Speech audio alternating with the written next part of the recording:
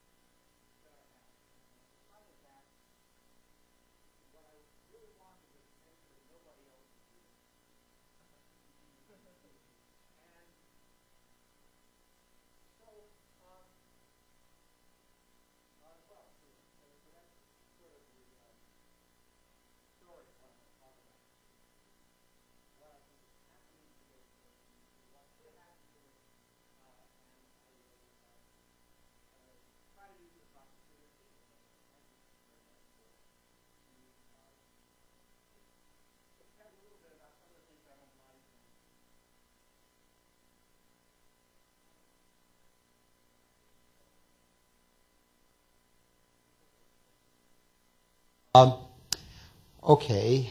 At any rate, okay. So let's see. A couple of years ago, I was exposed to a study that had been done about the penetration of information technology into various industries, and it turns out that right here, you are actually surrounded by the two industries that have the least investment in information technology.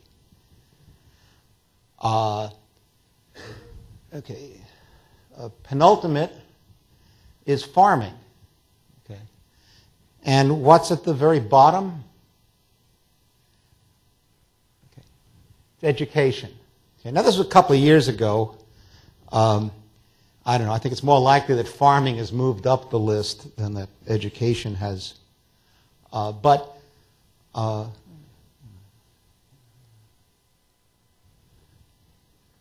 Okay. Anyway, be that as it may. Okay. First of all, let's face it, folks.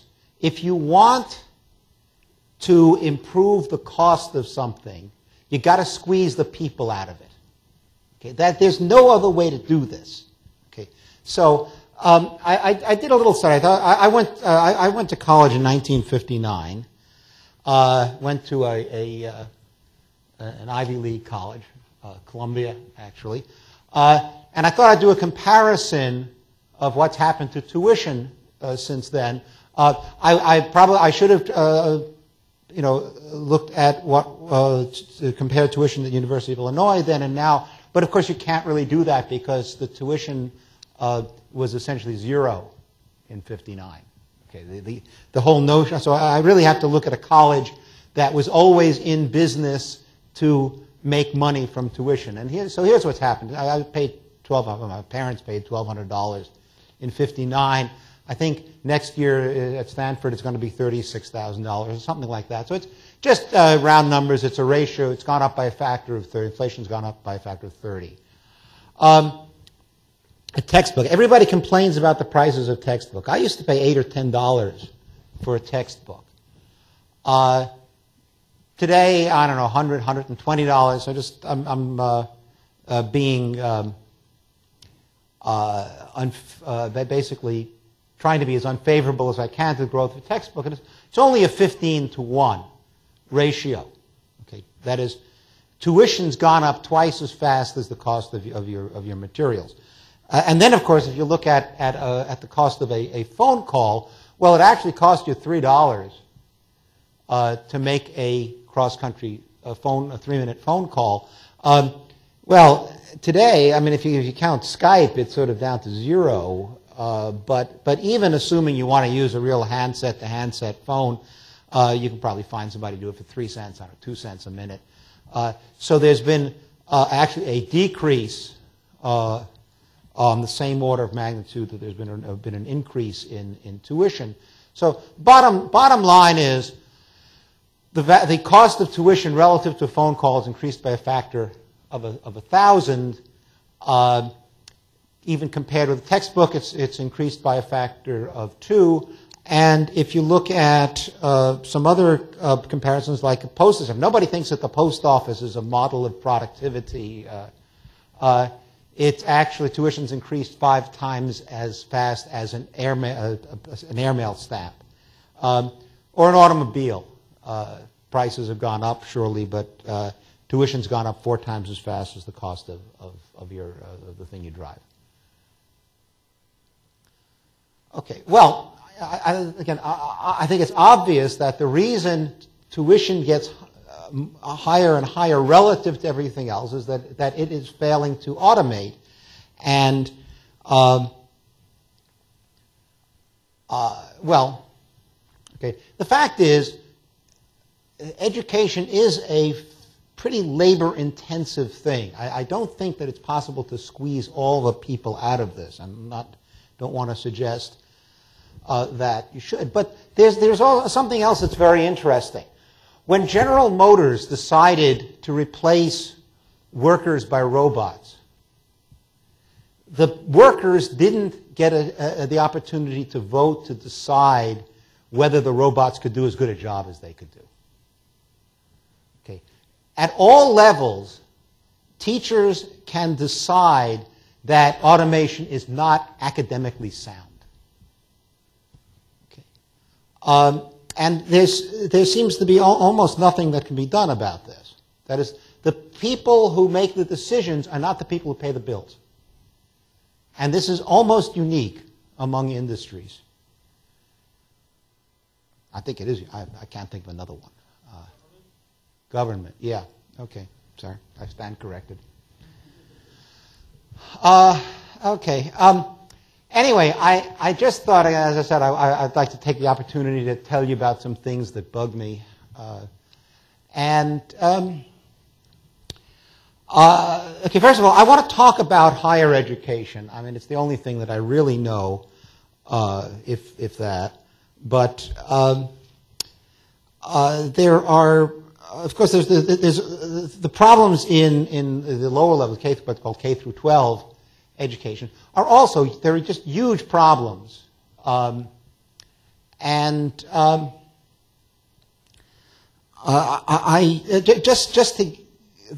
think they're not quite the same as the problems that we face at the college level, but just to give you an example, my son is actually taking education at Stanford, and he comes back one day and he says, they taught us that you shouldn't give homework because there are kids whose home environments are so bad that they don't have the ability to do the homework. And they're the ones, they will be disadvantaged compared with kids who can do their homework at home. And, well, if you think about that, well, first of all, nobody likes homework, so maybe that does sound like a good idea.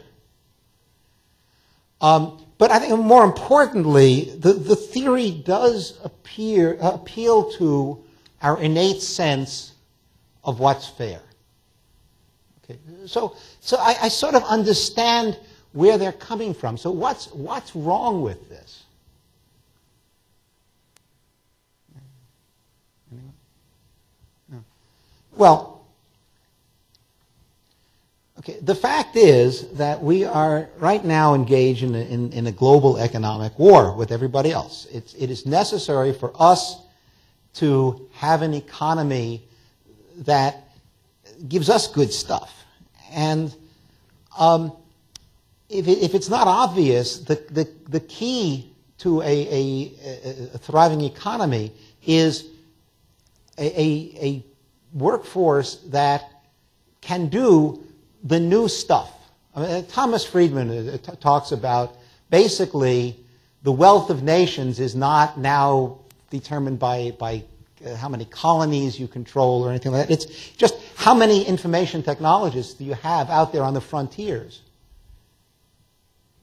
Okay.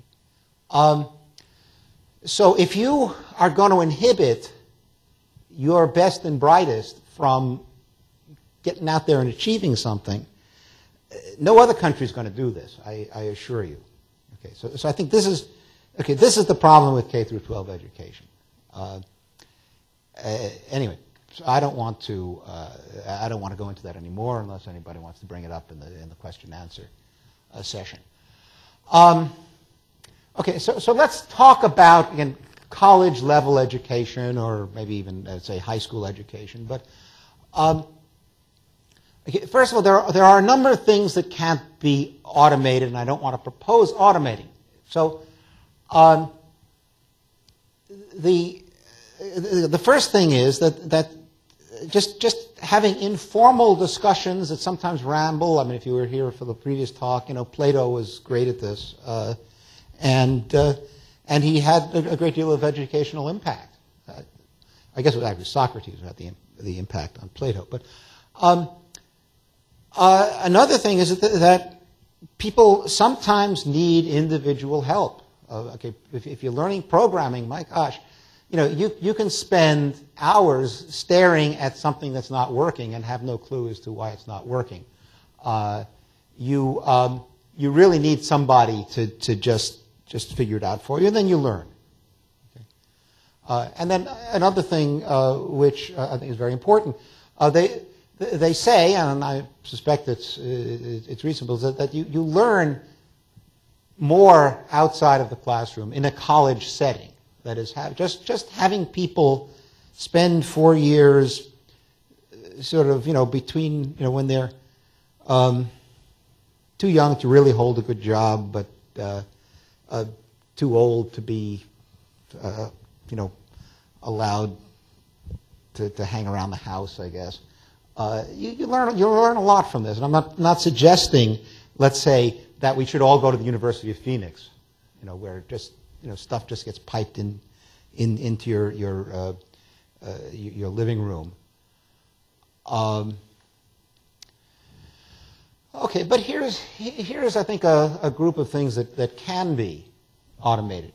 One of the things up at the top there is textbooks, in a sense, were a big step in automating the classroom.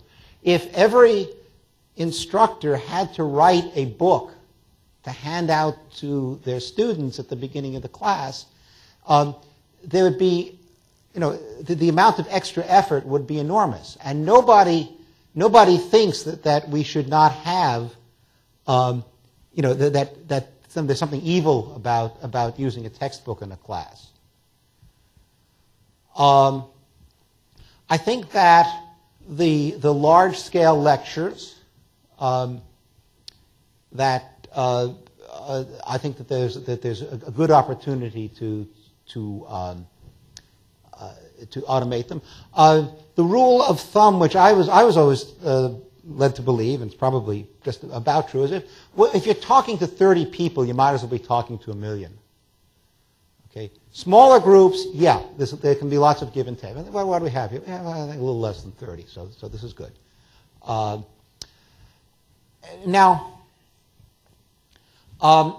this idea of analytic homework. Okay, now this is really what the Gradients has tried to address. So let me explain to you what I mean by this. I'm not interested in drill. Okay, the idea of automating learning arithmetic facts, 3 + 2 = 5, and so on. That's sort of been done. You can do it.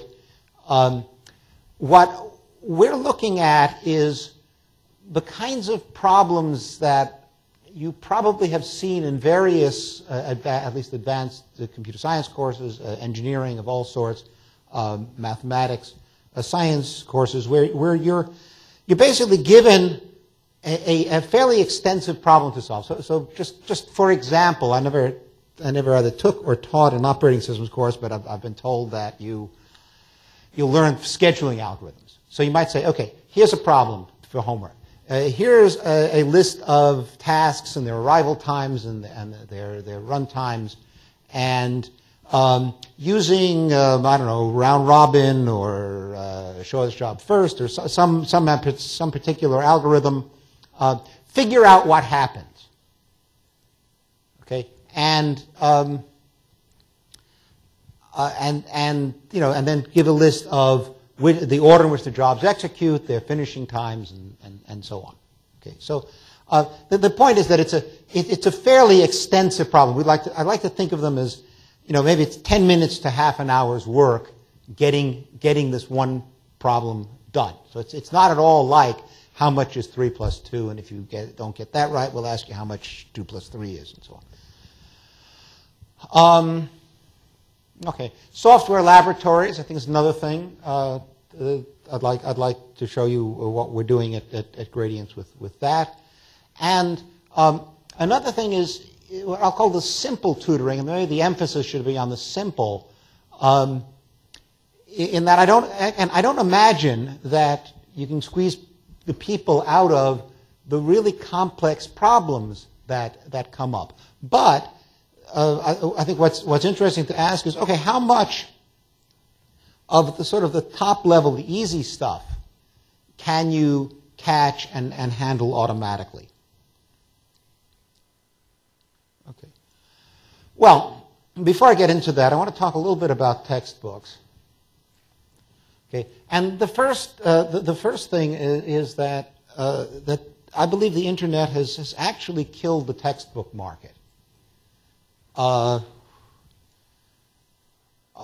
for one thing, you can now resale of your textbook has been automated. So publishers, when they have a new textbook, they can sell them, but then the next year they say they get maybe 10% of the sales that they got the first year, because books get recycled. And another thing which has I think is pretty interesting is I no longer sort of ever have to go to the library and consult a book at all. If I need to know about something, I just Google it, and because of the way PageRank works, somebody's written some slides or an article or something that's pretty good, and I just use that. And how many people do that? Yeah, pretty much everybody does, right? Okay. And then of course there's the first 3 bullets are sort of in the realm of what's legal. I got an email from a kid from China not so long ago saying he just downloaded a free copy of my book from Kazaa or something like that. But it's kind of blurry. So would I mind sending him a PDF so he doesn't have to strain his eyes? Well, what he got was a little bit of a lecture on book economics, but no PDF. Okay, so at any rate, again, the publishers are. I think that they're actually in a death spiral. And interestingly, I didn't even want to bring this into the slides, but if you know about research publications, the same publishers are often the ones who publish the research journals. And what's been happening there is fewer and fewer libraries are subscribing, so they keep raising the prices, and eventually, there'll be one library subscribing to a journal, and we'll have to charge them $1 million or something like that, and then that library will drop the subscription, and the journal will be gone. But just coming to textbooks, like we published the Dragon book, the second edition of the Dragon book was in 1986. This past year, we published a revised edition because, in fact, the field had gotten just so much beyond what the old book was about that we felt we actually needed to write a new book. What the publishers want is a new edition every year. and they ask me to change the orders of the exercises. Not change the exercises, just change the orders so people can't go in class and assign exercise 4.5.6 because it'll be different if you have the old edition of the book. So they're doing things that are totally obnoxious. Okay, of course they're forcing students to buy books that in which there's built-in obsolescence. Instructors, I mean, in fact, I'm dealing, and I'm actually back teaching at Stanford because the regular instructor is on sabbatical, and I have to deal with people who have two different books, and it's annoying, and the students are confused. So. Basically, I think that the publishers have gone to war with their customers. This is generally not a good economic strategy. I don't know whether you've taken a course in economics, but I'm sure that's covered.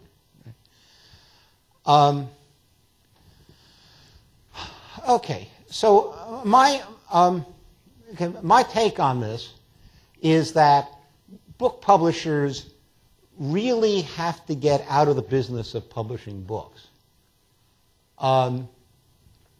There's actually no longer a reason to put anything on paper.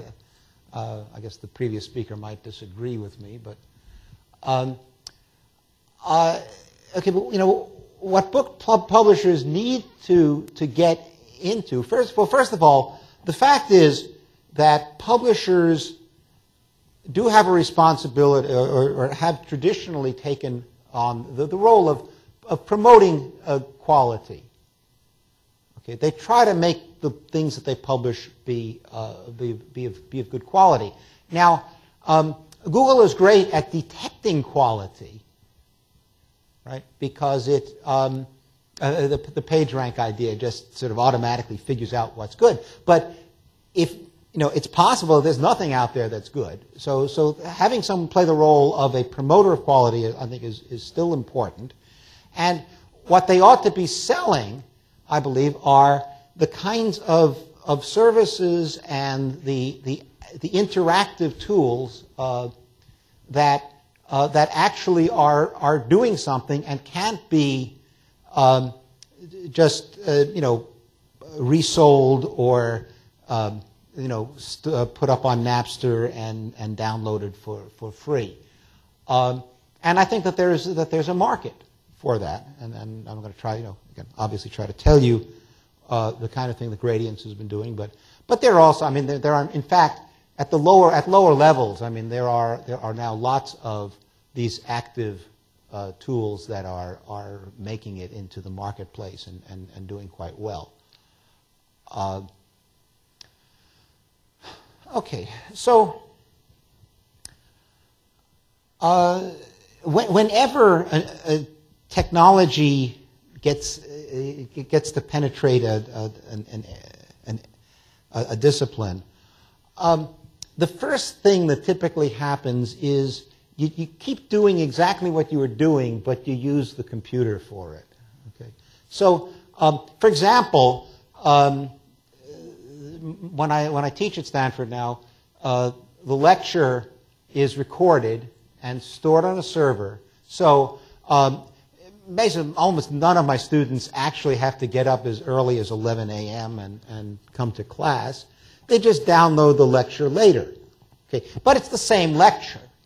Okay, they just see it at their leisure, and if it's raining, they don't have to leave their dorm, and so on. And then there are these platforms like Blackboard. We use Sakai, which is, I guess, an open source version. And what this does is this sort of replaces the box that you used to put outside your door to collect written copies of homeworks. Okay, now it's all done over the web, and this is great. And another thing which I think works quite well is we get a lot more interaction with students over email than we do at office hours now. and that's I think that's a convenience, but it's the same back and forth chatting. So it occurs to me that I'm teaching an intro database course. There are probably 500 people around the country and maybe 10,000 around the world who are sort of preparing more or less the same lecture. And I'm, anyway, I think it's a huge opportunity to squeeze redundancy out of this. Now, the trouble is, of course, nobody's preparing the same lecture. They're all different in many different ways. But I guess the question that I want to leave you with is, how many different lectures on, let's say, a subject like Intro to Database Systems do we actually need? Okay. There are probably maybe a dozen textbooks that people would use for that subject. Do you need more lectures than that? I mean, if every instructor can find one textbook that sort of fits their needs, why can't they find a set of lectures from among a choice of a dozen with different emphases and directions and so on and levels, so that they can pretty much cover, 70-80% of the course using canned lectures. Okay. Well, I guess this sort of says what I just said, is that I think there is a big opportunity to produce a well thought out, high production value set of lectures, more or less the way you produce a textbook, and make these available as a substitute for everybody figuring out their own lecture on absolutely every subject in the course. Another thing which, again, I've thought about this a couple of years ago and have never been able to actually do anything about it. Again, as I said, I and my TAs, we have an email list where students with problems send an email, and if somebody's reading it, they'll give them a reply immediately. So very often a student can get an answer to a question where they're stuck in a couple of minutes. Okay, so, and that's, I think, much better than having, you get stuck, especially if you're let's say, writing a program and there's a bug or something you just don't understand. You don't have to wait for the next office hours, which could be, say, 24 hours. You just get your answer immediately. And I wonder why you can't have this thing sort of on a global basis, where essentially the just like you've got help desks for technical problems involving a particular piece of hardware, why can't you have a sort of a global help desk where anybody who's taking a course anywhere can fire off their question, and somebody will pick it up, and they'll have backing them up, and this is important. You don't want to have somebody getting a random question from somewhere, and and it's about some lecture. It's slide 27 of the 4th lecture of this lecture series, and you don't want them to have to figure that out. Just okay, what is this all about? And do that every time a question comes in. You really want to have automated, okay, when the student sends in the question, something picks up the sort of the basis for the question. That what is it a question about? Shows that to the global TA, and perhaps shows them similar questions and answers that have been framed by others, so that they can presumably very efficiently come up with a response. And that's, it's sort of like what happens, when you have to have a disk crash, you call up Dell, and this is not, believe me, I've had enough trouble with Dell help desks, but simple stuff they can pretty much tell you need to press that little button on the front of the computer, things like that. So anyway, I think this would be a great thing to attempt to create. Okay. Anyway, let me now focus on what I'm really personally interested in, which is the automation of this analytic homework, where you're asked to solve a problem and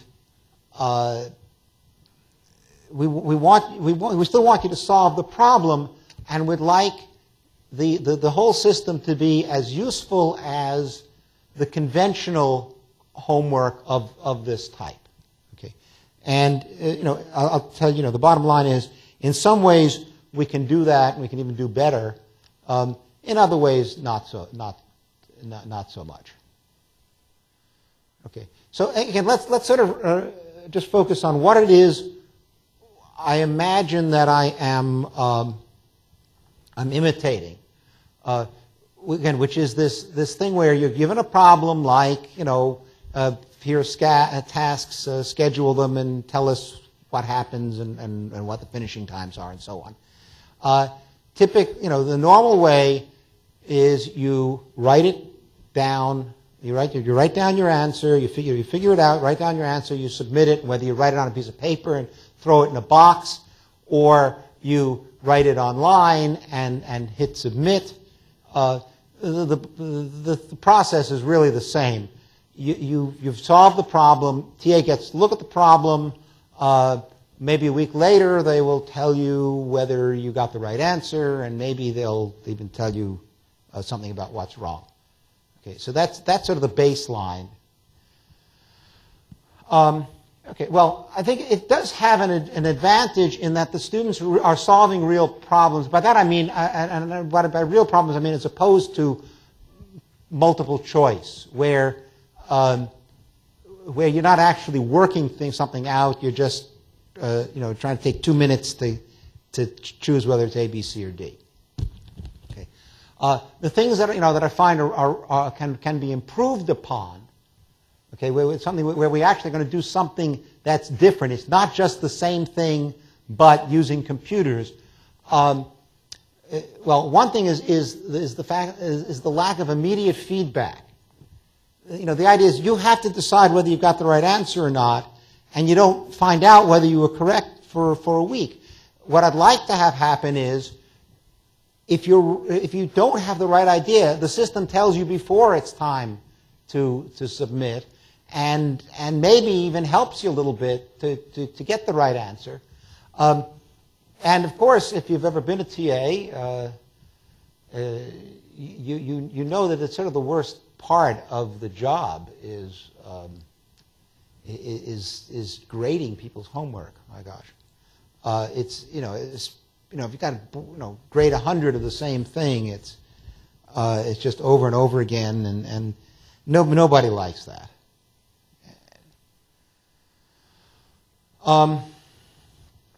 Well, again, there are these online question submission systems. Typically, they're based on either multiple choice or fill in the blank, or put a number in a box, and these do have a lot of advantage. One is you'll get immediate feedback. If you're wrong, it can tell you that you're wrong. And in fact, many of these systems, in fact, probably was pioneered by the Plato system right here, is if you get it wrong, they'll give you another problem that's sort of like that. Okay. Well, again, the problem is that the kind of questions that this system supports is kind of limited. So if you can think about here are the tasks, simulate a round-robin scheduler on them or something like that. A question like that, there's no box that you can put your answer in and have it graded automatically. Or, let's put it this way, yes, I could write a program that simulates a round-robin scheduler and can figure out whether your answer is correct, provided you follow certain notational conventions so I can understand what you're saying. But that's about as far as I think we could go along these lines. Now, in science classes, especially, you see a lot of these parameterized problem systems. So you have, and the nice thing about this is you can have a student work on one particular problem until they get that problem. Okay, so here's an example of a question. How long does it take a weight, and I'll say parameter $W, to fall from a height $H? Okay, and now, because what the student will see will be some randomly chosen W and H in there. So it looks like a real, it's just, it's just how long does it take a weight of 20 kilograms to fall from a height of 3 centimeters or something. Okay, and again, not only can you get this feedback, but you can work on the same problem. Okay, and again, where this works, it's great. Okay, the trouble is, the answer has to be computable as some formula on those parameters. Okay, so it's, again, I think that this technique is kind of limited. Again, think about my task scheduling problem. You could do it. It wouldn't be a formula. It would have to be a program that does task scheduling. Okay, in order to use this kind of technique. Okay, then there are some folks who think that you can use AI, period, and end of sentence. And in particular, there are people who think they use AI to grade homework. So, in fact, I saw there's a system out there, one of our competitors, that's doing SQL queries, and it's a rule-based system. So I write a SQL query, and it uses some rules to tell me whether the query is right or not. The trouble is, I apparently know a little more about SQL than the people who have made up the rules. So I'm able to write SQL queries that I know work, because I can try them out and see. But their rules don't say this is a correct query. Okay? And I think that's an endemic problem. Okay? You can't really use a system that really looks at code and tells whether it works or not. You can't do that. Theoretically you can't do it, but I think you can't do that in practice for any really interesting class. There is, down at the bottom, I've heard recently that you can grade essays by simply checking that they use the right keywords. Okay. What they claim that they're doing actually is predicting what skilled graders would assign as a grade. But the fact is, it's kind of a crazy system, because once you understand what's going on, you can write very brief essays that get high marks. But it's interesting. I thought I'd mention it.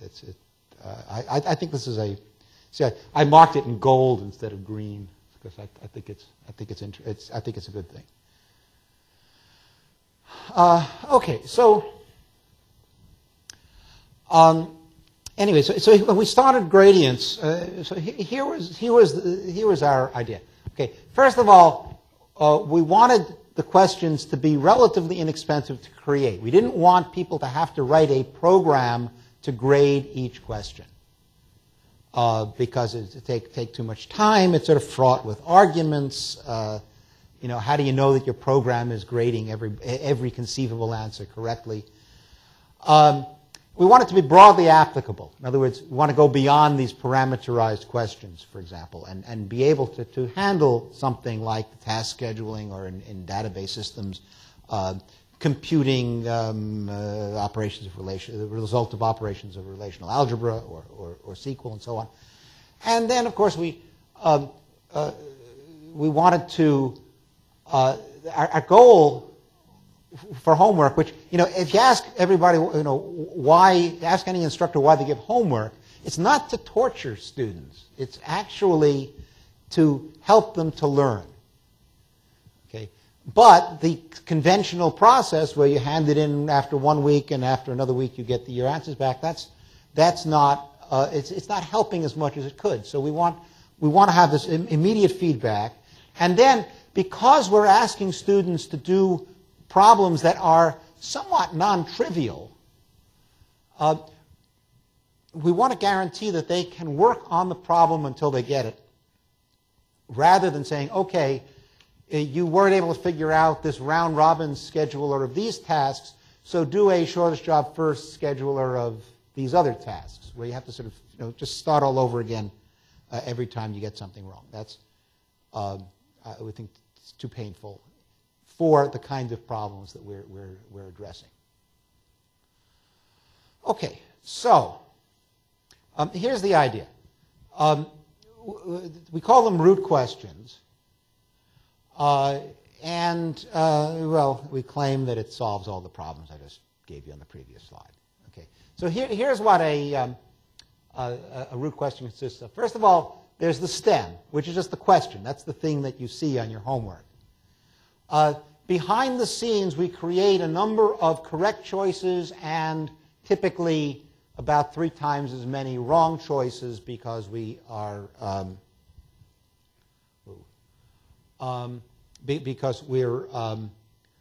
we always give you 4 choices, one of which is correct. Then you have to write choice explanations for the wrong answers,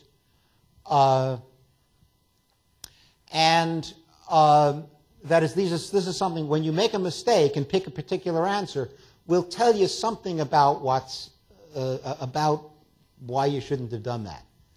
And then of course we have a solution which you get to see after the assignment. You can no longer submit the assignment.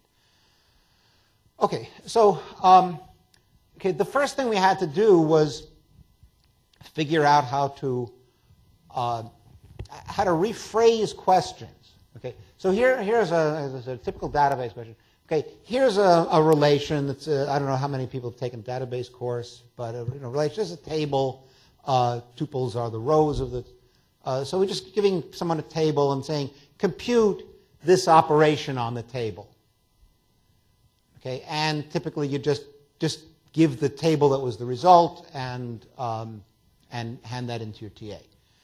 What we say is, here's a relation, compute the same thing, okay, and then say, and then identify one of the tuples from the list below. And then you'll get what looks like a multiple choice question, where one of the tuples will be in the relation and the others not. Okay, so this is actually an example. Actually, the screen is so big you might even be able to see this. But look at question 2 up there. Okay, there's a relation. There's a list of 7 tuples that are in the relation, and we're asking construct this view, and then another query about the view, and then, as you see, it says identify from the list below a tuple in the result. Well, I checked 2.7, which is actually wrong. Now, notice the choices. You got 3.7, 2.7, 2.3, and 1.8. Okay. Never mind, you don't have to worry about what this does. But if you give the wrong answer, you're going to get something germane to help. So it might, in some cases, we can actually show you why what you did is wrong, which we hope will let you reason out what might be right. And then, in this case, in fact, what you'll see is sort of an outline of how to solve the problem. So what happens is this is the response. And down here is what we call this choice explanation. And what we're actually doing is we're focusing on the first step. We're going to say, okay, here's an outline of how you do the first step. Now, if you another choice might have an outline of the second step. or an argument of that couldn't possibly be the case because SQL doesn't allow that sort of thing. Okay, at any rate, I'm going to try to speed up a little bit here. Okay, the way gradients works is you can do the homework over and over again. Okay, if you get a mistake, you read the choice explanations for the wrong answers, and you try the same problems again. So here it is again. The student has reopened it. Notice a few things. First of all, it's now question 1. Okay, we permute the order of the questions because we don't want people saying, "Hey, what did you get for question 2?" Now there's no meaning to question 2 because it changes on everybody's assignment. And 5, 9, 2, 3. I think 2, 3 was there originally. 5, 7, 5, 11. They're basically different choices. So you still have to do the computation that we asked you to do in order to reliably pick out the one of that. I think there are actually only 3 tuples in the answer. But if you've done it right, you can always very quickly check it off. If you haven't done it right, you're probably going to make a mistake. So you'll hopefully learn something and try it again. Okay, so what we do, again, we've changed the rules. We say you should get 100 on all homeworks. And I found, last time I taught the database systems course, which was 3 years ago, about 60% of the students got 100% on all 18 assignments. Okay. So not everybody, obviously, but they will tend to work on it, and hopefully they learn from their mistakes rather than just submitting it, throwing it in the box and hoping for the best. Now we have to bundle problems into assignments, and I find that 4 to 6 is about right. If I gave you only one problem and let you try it as many times as you like, you just choose A, right? And eventually A would be the right answer. And then you'd go on to the next problem. So that's not going to work. Too many problems. I know a friend of mine who was using the system would give him 20 questions in one assignment. Right? The trouble is, with 20 questions, you've got, there's just too much opportunity to accidentally check the wrong radio button or something, or just, some misconception. So then you wind up having to do 20 questions all over again. That's not right. Okay, so this is sort of a summary of what we do. First of all, we have to figure out how to phrase a question so that it can be answered in many different ways. That's often not quite obvious. The bundling of the questions, making, allowing you to retry, and making the goal be you should try until you get 100%, and then of course helping when you make mistakes. I think that's all of this is necessary to make this thing work. Let's see. Well, let me just go over a couple of interesting thoughts about some things that don't tend to lend themselves to the root question framework. One is the sort of parameterized question, like dropping a weight from height h and so on. So here's something I know. I had this in my calculus course. Was it 50 years ago or something? But I'm sure they're still asking it. This is okay for a parameterized problem. What we need to do is actually ask them not to solve the problem for particular numbers, but to develop the formula. And once they've got the formula, then we can give them correct sort of point. The formula is a curve. You can ask them to identify a point on the curve, is what it amounts to. And I know I'm going kind of fast because okay, another class is sort of algebra problem. How do you phrase an algebra problem as a root question? Well, the kind of thing you might do, let's say if you're using multiple choice would be to ask people whether things were true or not, or maybe to explain why. So here, A transpose equals A, that's true. Okay. Commutative law for matrices is false. Right? So what we do in a root question is we'll give them several formulas. You can see there are 6 formulas here. And we ask them to find all the equivalences. Now, again, I don't have time to let you actually ponder which they are, but let me just tell you that there are 3 equivalent formulas, another pair that are equivalent to each other but not to anything else, and then there's one that's not equivalent to anything. So if you do the arithmetic, you've got 4 correct choices and 11 incorrect choices. I'd like to have 12 incorrect choices because then it'd be exactly a 1 to 3. But it's close enough that we can actually, there's actually a good deal of work to do. The student really have to solve a non-trivial problem, and we can test them to see whether they've got it. And if they say something's equivalent when we're not, we can give them a counterexample to show them why it's not equivalent and so on. So we do a lot of work with this. Proofs. Well, I don't know. What we do basically is we give them a proof and ask them to, I'm going to skip this, and we just ask them to explain the reasoning behind the proofs. That's the closest I think we can come to proofs. Okay, let's talk a little bit about the programming labs. And first of all, programming labs is somewhat different from the root question process, obviously. Well, here one difference is that there's actually a system that will tell you whether what you've got is correct, rather than having to put the correct, incorrect choices into the system by the question designer. And another is, of course, that when you're programming, it's normal for things not to work at first. So it's more not learning how to solve the problem as much as just debugging, even if you know how to solve the problem. But on the other hand, the similarity with root questions is that when someone's made a mistake, it would be nice to get some feedback as to what's going wrong.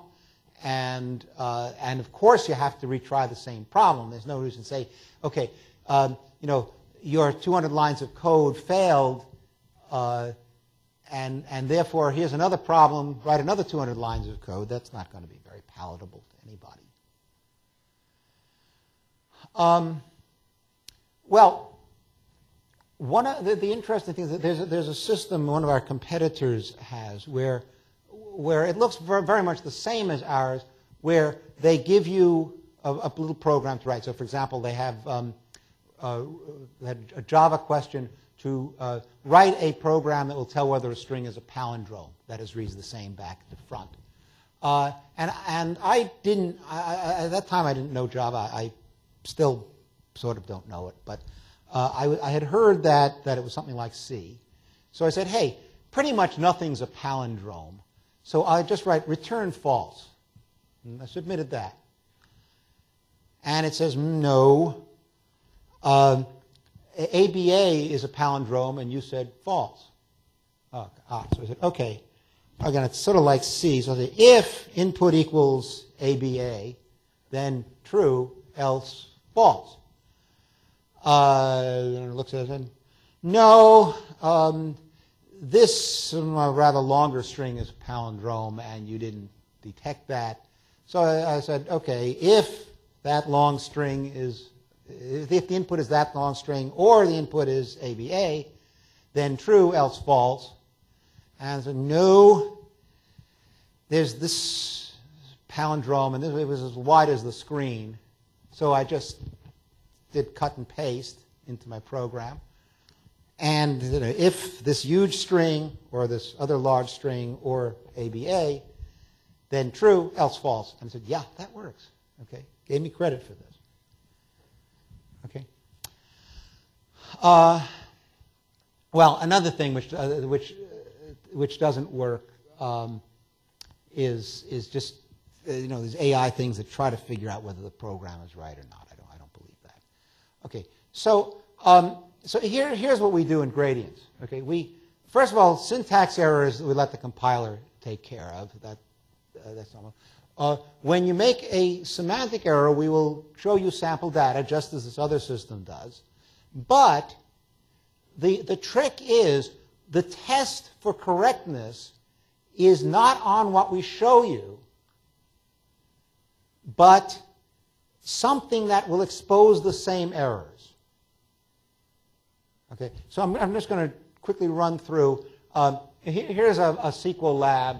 Again, way too much to read here, but the important thing is right up in the second line there. There's a relation kings. The name, the nickname, the house, like House of Tudor, the year they began their reign, the year they ended their reign, and there's another relation I won't go into, but let's look at question 1. Who was king in the year 1000?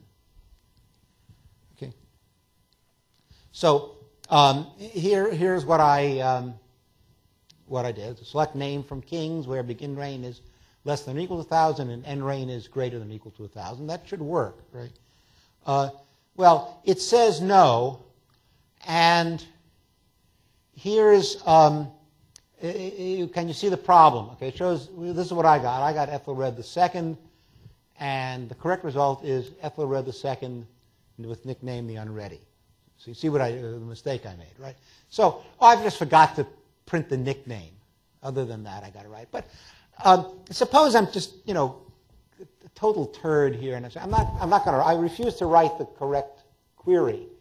Now that they've told me the answer, right? I now know who was the King of England in the year 1000.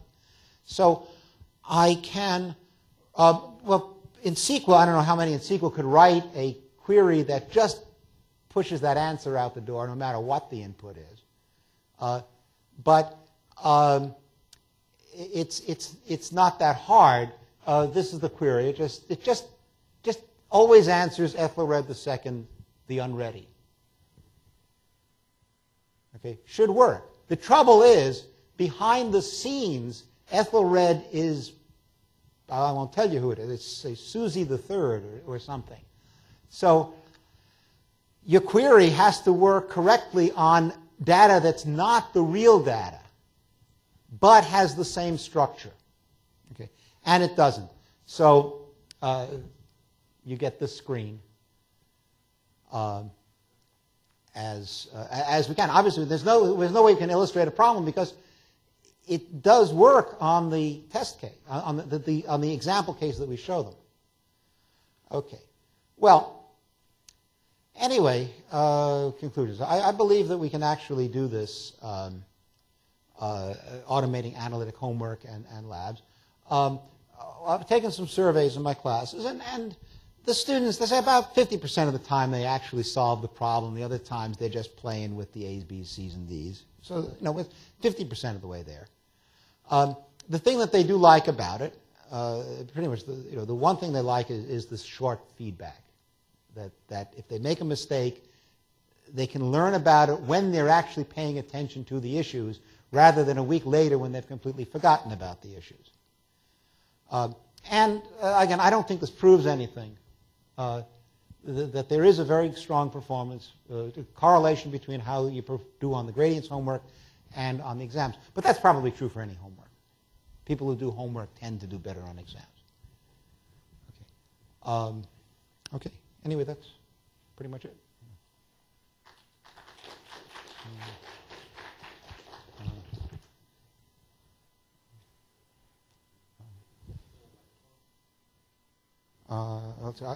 There seem to be some here.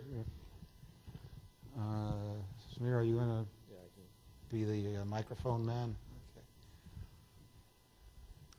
So there's this Haskell library called QuickCheck. Mm-hmm. Have you heard of it? No? No. Okay. It's a library that generates test cases. It's very good at generating random test cases for things, given data. It seems like it'd be a pretty good solution for what you were talking about in terms of test cases and how. I didn't read it, but I actually did mention this as a thing that doesn't work. the generation of random test cases. Think about the palindrome problem again. Almost nothing is a palindrome. So I can run, 10 random, palindrome to check. My return false program on a random test case works just fine. Okay, but yeah, I mean, it is something. I didn't know that Haskell. Haskell's a programming language. I'm not sure how it really ties into Haskell, except having perhaps been written in Haskell. But yeah, I mean, I know it exists. It actually is in. It was in a slide, but not mentioned. And yeah, in some cases, as long as the boundary cases get covered by the by this random process that generates things, you might be able to get away with that.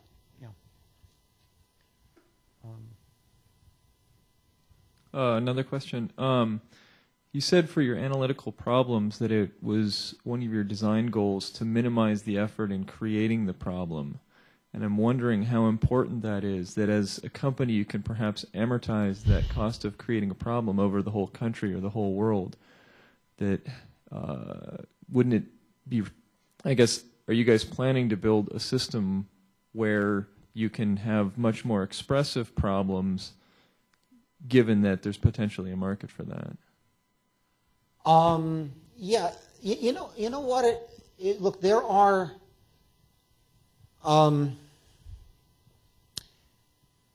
certain courses where, on a worldwide basis, you could amortize a fairly expensive creation process. Again, our target market are upper class courses where you'll have, I don't know, in the United States, maybe 10, 20,000 people per year. Worldwide, I don't know, maybe multiply that by 10. So the markets are not as big as you might imagine. Now when you get into something like remedial math, where there's 1 million people a year in the United States taking it, and probably 500,000 around the rest of the world because they don't need it, they learn it the first time. Yeah, the economics are sort of different there. And in fact, companies have invested huge amounts of money in doing sort of elementary math software.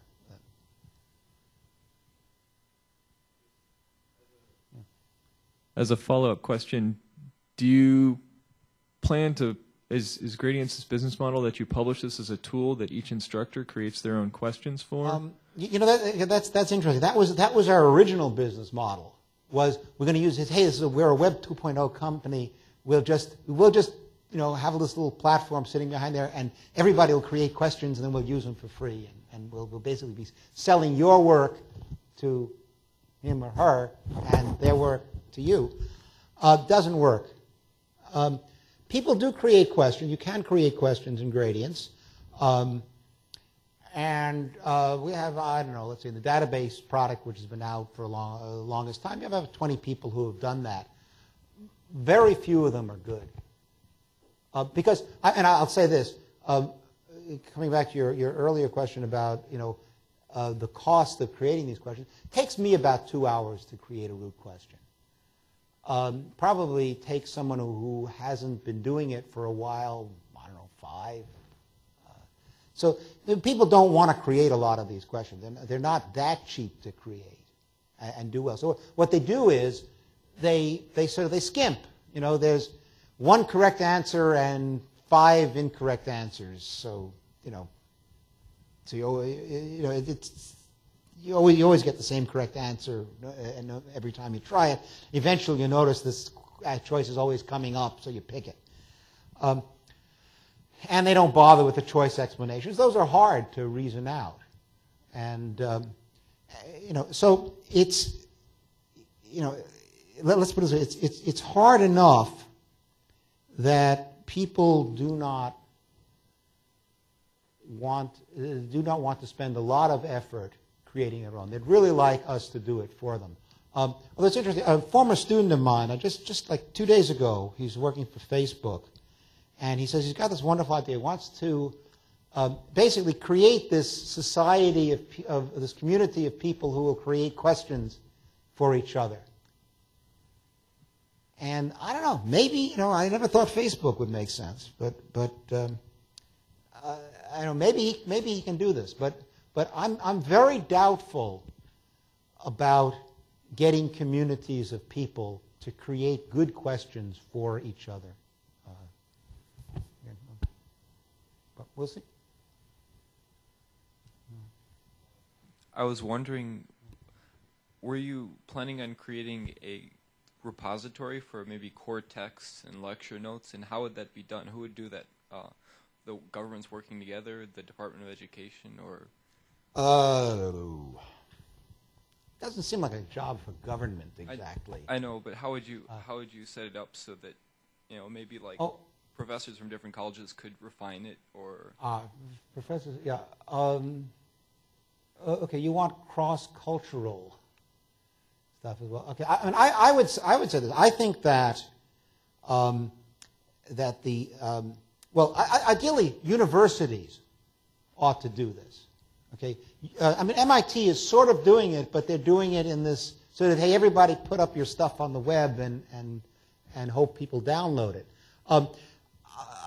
I do take from the book publishing model the idea that quality is important.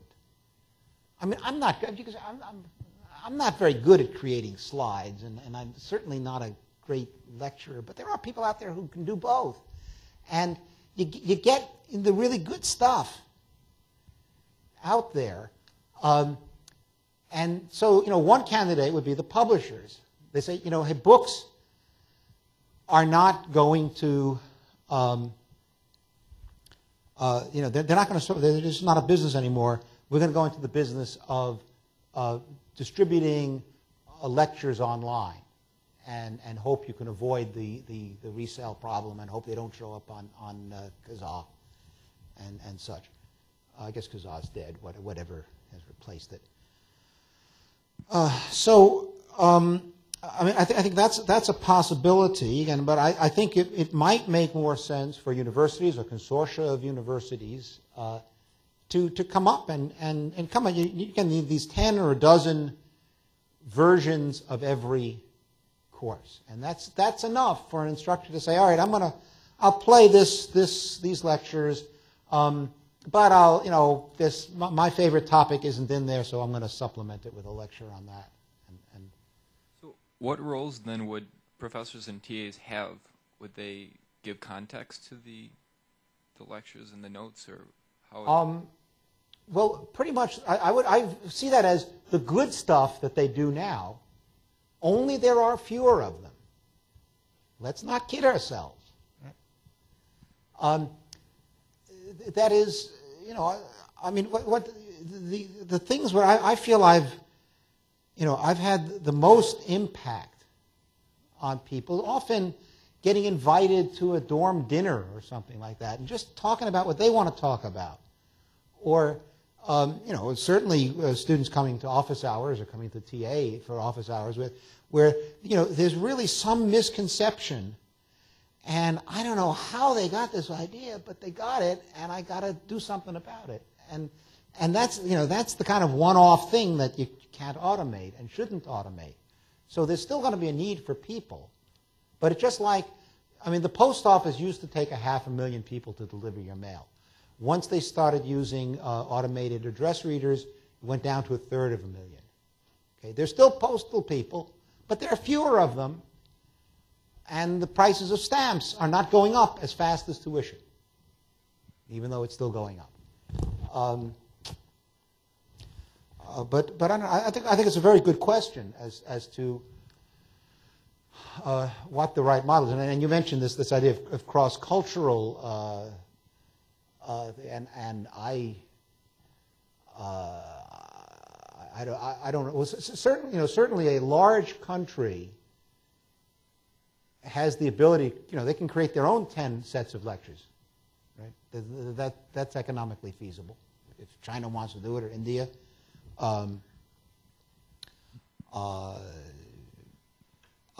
So that's Yeah, I do. I sort of worry about, like, I like to use baseball as an example, and you know, nobody but people in the United States and maybe Japan and Dominican Republic and so on really understand what the hell I'm talking about. So, it's a good issue, but also I think one that's fairly easily solvable. If you do it in the United States, you can do it everywhere. Let's put it that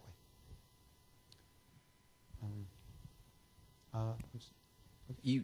You have two quite radical notions in your talk. One is just the changing nature of intellectual property. So if there are 10 lectures that are good on a particular topic, are we all mutually sharing them amongst ourselves? And then the second notion is, how are we measuring student knowledge and progress? And the typical way is grades. And it would seem that if you're able to take the test over and over again, so that you get 100%, that totally changes what's important in a traditional sense. And I agree with that, but it seems that those are the two big barriers to adoption of this kind of approach. Okay, well, first of all, it's interesting. I didn't think I addressed either of those subjects. Okay, intellectual property. Okay, there's nothing. I mean, when I use a textbook, well, I guess I tend to use my own textbooks, but I've used one. I once used Dave Liu's textbook, for example, in the course I was teaching. I didn't own the textbook, but I used it in my class. My students paid for it. I got a free desk copy. But I didn't think that there was an intellectual property issue there. Same thing if instead of my lecturing at the front of the room, if I had simply sat down and played Dave Liu's tape or DVD, okay, I think the intellectual property issue is still solved. I mean, I don't own it just because I played it in my class, and nobody should suggest that I do. Anyway, and now I've forgotten the grade. Oh, great. Yeah. I don't know. I don't believe that that grades are a great measure of future success. I do believe that it encourages people to work hard in class. That is, if I said everybody's getting an A, nobody would learn anything. But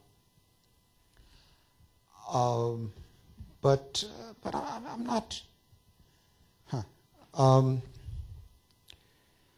Again, I don't imagine that at Gradients we made any progress on this issue of assessment. Again, as I said, yeah, sure, I can prove that people who do the Gradients work well do well in other things too, but there's probably a root cause, which is that they are harder working, and they will both work harder on the Gradients work and work harder to prepare for their exams.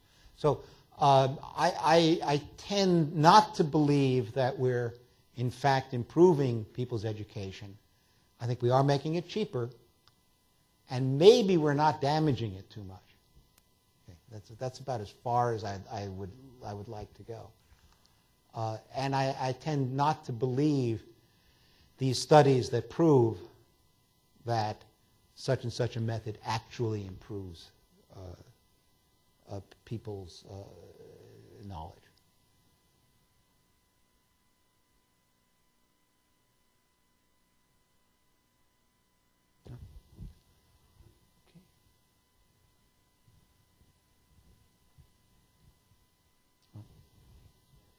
Okay, I guess it is.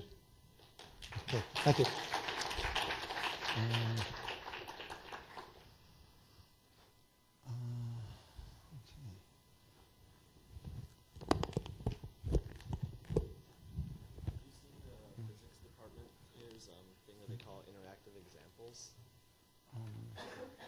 Well, I've obviously not seen what you're doing It's here, a but lot like what you're saying. Oh, And they really? use it in practice here. you mean the root questions? Or- Yeah, it's a lot like the root questions. Oh. They call it interactive examples. Yeah. Hmm. Well, it's a small version of that. I don't know if you can see. But just bring it up. Pretty much Yeah, not. Yeah, just bring it up. Sure. Let me bring it up. Oops, sorry.